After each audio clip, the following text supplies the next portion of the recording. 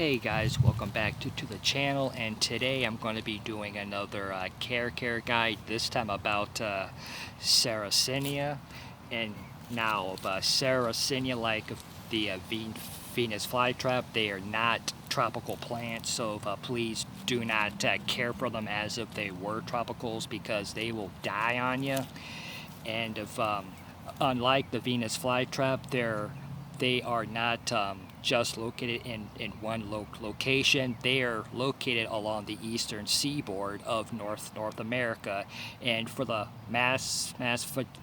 majority of the genus, they are warm temperate plants, which means that if they go dormant in the wintertime, and they will start to emerge in the spring, usually about March or April.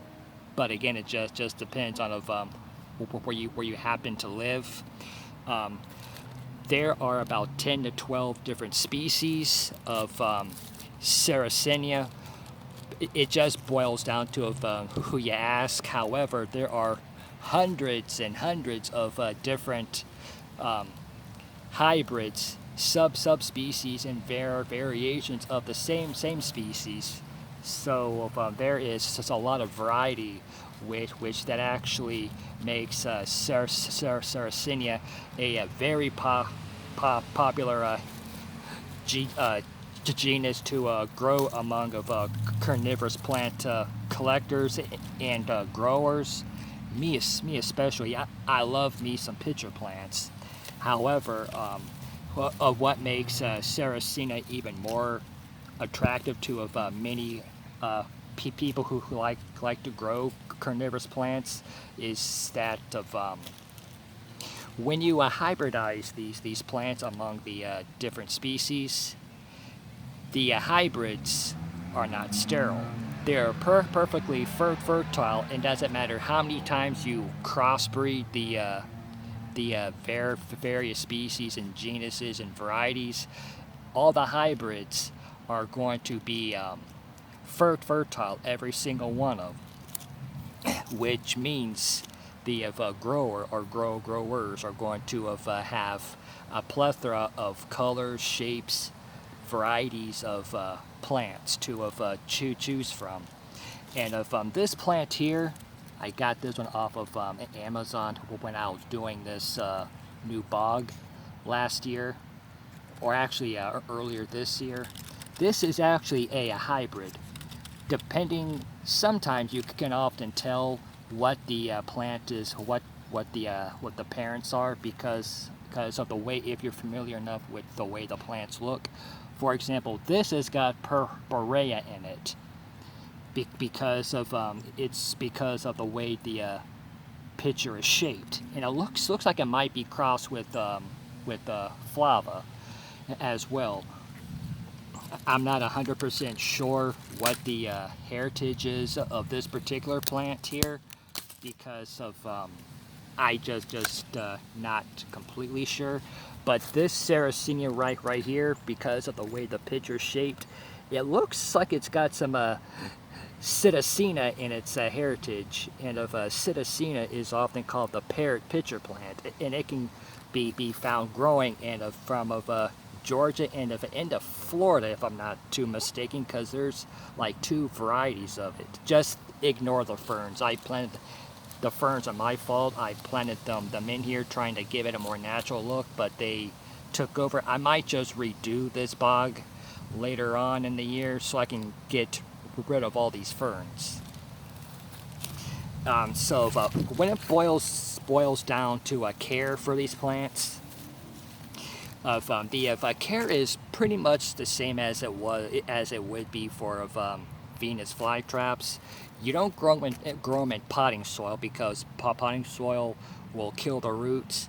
You can just use a mixture of peat moss. Just make sure there's no fertilizers in it. Stay away from anything Miracle-Gro, because that Miracle-Gro is a big enemy and killer of carnivorous plants, especially to people who are trying to start getting into carnivorous plants.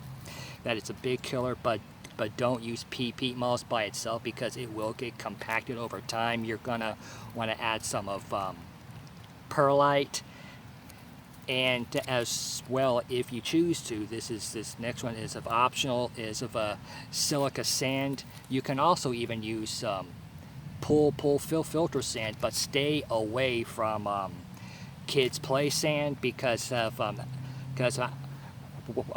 years ago I actually did that, but it killed my Sarracenia that were growing so well because the play sand will over time leach minerals into the soil, so that's why you need to use silica sand or filter sand. I didn't find this out till several years later because I wasn't completely sure. Like I said earlier, most species of Sarracenia and their hybrids are warm temperate. So however, there is one species of Sarracenia, actually a variety of Sarracenia. It is Sarracenia purpurea subspecies purpurea. That particular species is actually a cold tolerant. I cannot grow that species here in Florida because of the winters do not get cold enough for it. You would have to live like somewhere up in the New England states to actually grow a plant like that. New England or if you're from another country and you're watching this, live in a country where it gets cold enough, similar to New England, because purpurea subspecies purpurea, they like it cold.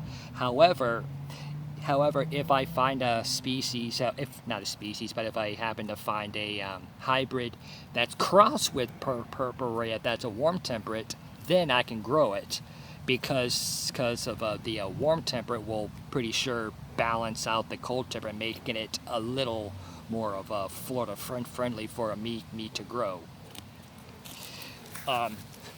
When you're growing these plants from seed, if you happen to want to try to grow them from seed, you're gonna have to grow these, you're gonna need to cold stratify them. What that simply means is that you're gonna have to it's very simple. You take a paper towel, you wet the towel with or some long fiber sphagnum moss, with wet it down with some of distilled or rainwater. You put the seeds in there, then you put it into a fridge, and you leave it there for over a month. If it's a cold hardy, then you're going to want to leave it in there for about 2 months. And then after the cold stratification is over with, you're going to want to take a pot with peat moss mixed with perlite. Make sure there's no fertilizers in the peat moss or the perlite, and just sprinkle the seeds onto it. The reason why I say that is because with carnivorous plant seeds, you do not bury the seed. You just sprinkle them on top, keep them wet, just cover the pot with something like saran wrap, or just put into a bag and set into a nice warm area, and the seeds will start sprouting within a few weeks. I've done it. I've actually started to grow Sarracenia seeds before. It can take a while for them to get started, but once they get going, they can start to grow, and it'll take about 5-6 years for them to reach blooming size. And so if you happen to like this video, give me a like, subscribe.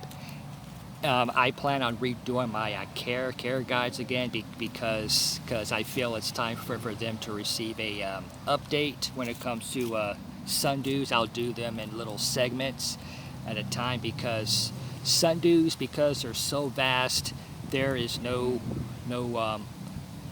care guide fits them all, because that one care guide is not going to cover all of them, because some are tropical, some are temperate, some of them actually go dormant in the summer and come out and to grow in the the winner, and then there's others which are about the size of my thumb.